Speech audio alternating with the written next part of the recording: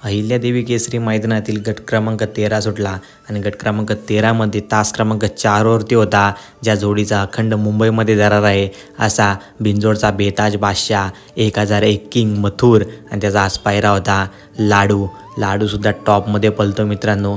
मागच्या मैदानात गुलालाचा मानकरी झालेला घाटावरती 3 फेऱ्याच्या आणि आज बिंजोडचा बेताज बादशाह मथुर बरोबर त्याचा पायरा जुळून आला आहे आणि स्पीड बघू शकता, टॉप लेवलचं स्पीड लागलं।